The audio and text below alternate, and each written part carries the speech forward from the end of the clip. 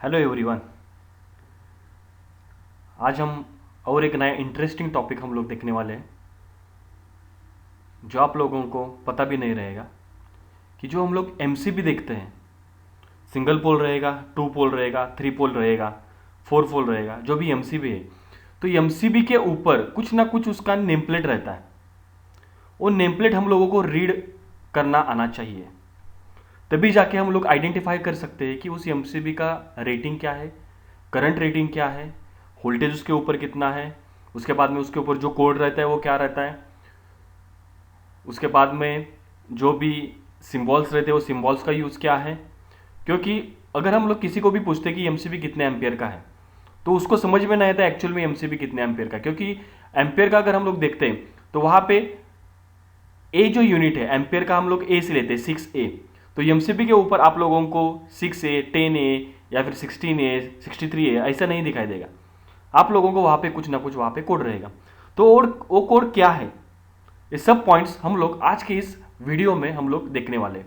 5 minute में आप लोगों के सब डाउट्स वहाँ पे क्लियर हो जाएंगे। तो ये वीडियो देखने से पहले इस चैनल को लाइक करो, सब्सक्राइब करो और शेयर करो। सो फर्स्ट है C6। अब ये C6 क्या है? तो C6 is nothing but C is nothing but curve.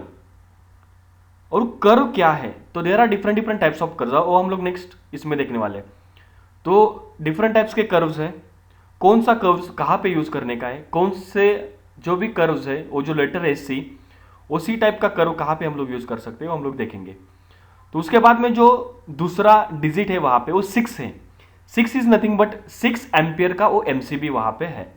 अगर वहां पे C63 है तो 63 एम्पियर का एमसीबी, मतलब उसका करंट कैरिंग कैपेसिटी कितना है, 63 एम्पियर। अगर वहां पे C10 रहेगा तो वहां पे 10 एम्पियर का वहां पे एमसीबी रहेगा। तो उसके अकॉर्डिंगली हम लोग एमसीबी कितने एम्पियर का है वो यहाँ पे आइडेंटिफाई कर सकते हैं।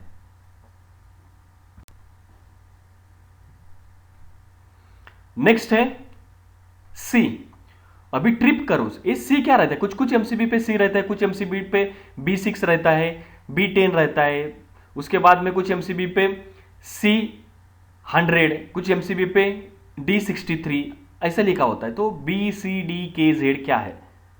तो there are different different types of curves है, B curve, C curve, D curve, K curve, Z curve, A curve. तो उसका मीनिंग क्या है? तो वहां पे अगर हम लोग बी कर्व का एमसीबी अगर हम लोग वहां पे यूज कर सकते, मतलब अगर उस एमसीबी में से 3, उसका नॉर्मल रेटिंग कितना है, C6 अगर हम लोगों ने कंसिडर किया तो 6 एम्पियर है। तो अगर उस एमसीबी से 3 to 5 टाइम्स अगर रेटेड करंट उसमें से अगर फ्लो हो गया तो वहां पे ट्रिप हो सकता है। That is the B curve. B curve का एमसीबी हम लोग कहां पे यूज कर सकते हैं? जहां पे इलेक्ट्रॉनिक डिवाइसेस है, जहां पे रेजिस्टिव लोड्स है, जहां पे लाइटिंग लोड्स है, वहां पे हम लोग बी कर्व वहां पे यूज कर सकते हैं। उसके बाद में सी कर्व है। तो सी कर्व कहां पे यूज कर सकते हैं? जहां पे इंडक्टिव लोड्स है, जहां पे इंडक्टिव लोड्स है वहां पे हम लोग सी कर्व वहां पे यूज कर सकते हैं। मतलब जहां पे जो भी रेटेड करंट है वो 5 to 6 टाइम्स, जो भी ओवरलोड करंट है या फिर शॉर्ट सर्किट करंट है, वहां पे 5 to 10 टाइम्स अगर रेटेड करंट के ऊपर अगर वहां पे चला गया तो वहां पे इमीडिएटली वहां पे वो ट्रिप होने का काम करता है। मतलब यहाँ पे ट्रिम वर्सेस करंट वर्सेस जो भी टाइम का कैरेक्टरिस्टिक्स है वहां पे फॉलो किया रहता है। तो वहां पे इंडक्टिव लोड जहां पे पंप है, मोटर है, लाइटली इंडक्टिव लोड है, वहां पे हम लोग सी करो का वहां पे एमसीबी यूज कर सकते हैं। उसके बाद में डी करो का एमसीबी है, जहां पे 10 to 20 टाइम्स रेटेड करंट से ज्यादा वहां पे करंट अगर फ्लो हो सकता है, वहां पे हम लोग डी करो का वहां पे यूज कर सकते हैं। मतलब जितना ज्यादा करंट उतने कम टाइम में ए एमसीबीज ट्रिप होते हैं। That is the curve. अगर डी करो हम लोग कौन से एप्लीकेशन के लिए यूज कर सकते हैं? तो डी करो आप लोग हाई इंडक्टिव लोड कहाँ पे है, या फिर कैपेसिटिव लोड है, वेल्डिंग इक्विपमेंट्स है, एक्सरे मशीन है, लार्ज मोटर्स है, यूपीएस का है लोड है, तो वहां पे हम लोग डी कर्व यूज कर सकते हैं। के और जेड कर्व जो है वो नॉर्मली हम लोग ज्यादा जगह पे यूज नहीं कर सकते। तो बी और सी और डी, ये 3 टाइप्स के कर्व के एमसीबी हम लोग वहां पे यूज कर सकते हैं। मतलब जब भी आप लोग परचेस करने जाओगे तो आप लोगों को पता होना चाहिए कि हम लोग कौन से लोड के लिए एमसीबी सिलेक्ट कर रहे हैं और कौन सा कर्व वहां पे चाहिए। So these are the curves, B C D curves. Next उसके ऊपर, उस एमसीबी के ऊपर 240/415 ऐसा लिखा होता है। तो 240/415 क्या है? तो that is the operating voltage of MCB. हम लोग वो एमसीबी कितने वोल्टेज के लिए वहां पे हम लोग यूज कर सकते हैं वो वहां पे मेंशन किया रहता है। दैट इज द 240 वोल्ट या फिर 415 volt, that is the operating voltage of the MCB. Next है कुछ कुछ एमसीबी के ऊपर 6000, कुछ कुछ एमसीबी के ऊपर 10,000, कुछ एमसीबीज रहते हैं इसके ऊपर 25,000, ऐसा वहां पे मेंशन किया रहता है। तो 10,000 क्या है, 25,000 क्या होता है? तो that is the short circuit current capacity of the MCB, that is the breaking capacity of the MCB. मतलब अगर 10 के किलो एम्पियर का करंट उस एमसीबी में से अगर फ्लो हो गया तो एमसीबी 3 सेकेंड्स के लिए या फिर 1 सेकेंड्स के लिए वहां पे विथस्टैंड होना चाहिए। That is the maximum short circuit current capacity of the MCB. मतलब उतना करंट अगर उस एमसीबी से फ्लो हो गया तो इजीली वो 3 सेकेंड्स या फिर 1 सेकेंड्स के लिए उतने एम्पियर का करंट वो सस्टेन करना चाहिए।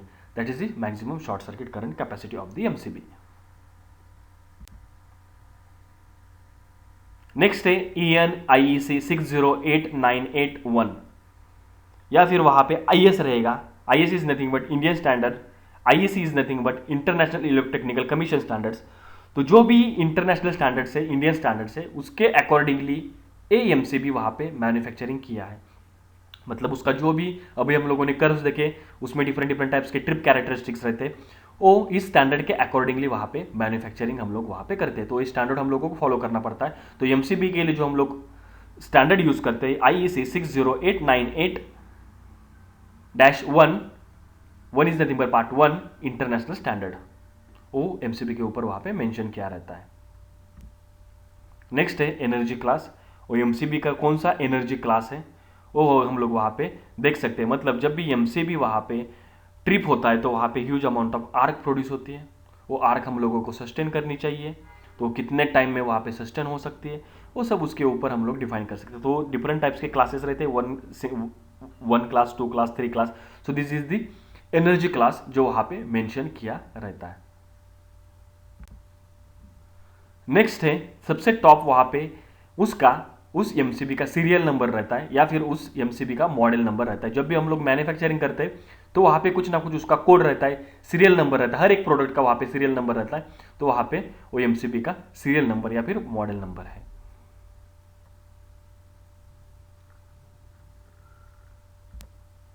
नेक्स्ट है हर एक एमसीबी के ऊपर एक सिंबल रहता है। हम लोगों ने मेरे प्रीवियस वीडियो में हम लोगों ने फ्यूज और एमसीबी का डिफरेंस देखा है। उसमें हम लोगों ने देखा है कि सिंबल, ऑपरेशन सिंबल, तो उसमें उसका जो प्रिंसिपल है वो प्रिंसिपल थर्मल और इलेक्ट्रोमैग्नेटिक बेसिक के प्रिंसिपल के ऊपर एमसीबी काम करता है। सो ये जो सिंबल है वो सिंबल उसी ऑपरेशन को इंडिकेट करता है। थर्मल इलेक्ट्रोमैग्नेटिक के प्रिंसिपल के ऊपर एमसीबी काम करेगा तो उसका वहां पे सिंबल वहां पे मेंशन किया रहता है। So that is the operation symbol of the MCB. और नेक्स्ट है इंडिकेशन। जब भी हम लोग एमसीबी ऑन करते हैं या फिर ऑफ हो जाता है तो वहां पे ऑन और ऑफ का वहां पे इंडिकेशन रहता है, उसको हम लोग स्टेटस इंडिकेटर बोलते हैं। मतलब एमसीबी ऑन कंडीशन में या फिर ऑफ कंडीशन में हम लोग वहां पे इजीली आइडेंटिफाई कर सकते हैं। That is the status indication of MCB. So I hope कि ये सब पॉइंट्स आप लोगों को समझ में आ गए होंगे। एमसीबी के ऊपर कौन कौन से रेटिंग रहते हैं, उसका करंट रेटिंग है, शॉर्ट सर्किट कैपेसिटी है, उसके बाद में उसका इंटरनेशनल या फिर इंडियन स्टैंडर्ड कौन सा है, देन उसके बाद में उसका एनर्जी क्लास कौन सा है, स्टेटस इंडिकेटर कौन सा है। ये सब पॉइंट्स हम लोगों ने इस वीडियो में हम लोगों ने कवर किए हैं। सो आई होप ये सब पॉइंट्स आप लोगों को समझ में आ गए होंगे कि अगर आप भी नेक्स्ट टाइम से कभी भी एमसीबी देखोगे तो उसके ऊपर कौन कौन सा रेटिंग है वो आप लोग ईजिली आइडेंटिफाई कर सकोगे। सो ऐसे ही नए नए इंटरेस्टिंग वीडियोस देखने के लिए इस चैनल को लाइक करो, सब्सक्राइब करो और शेयर करो। Thank you.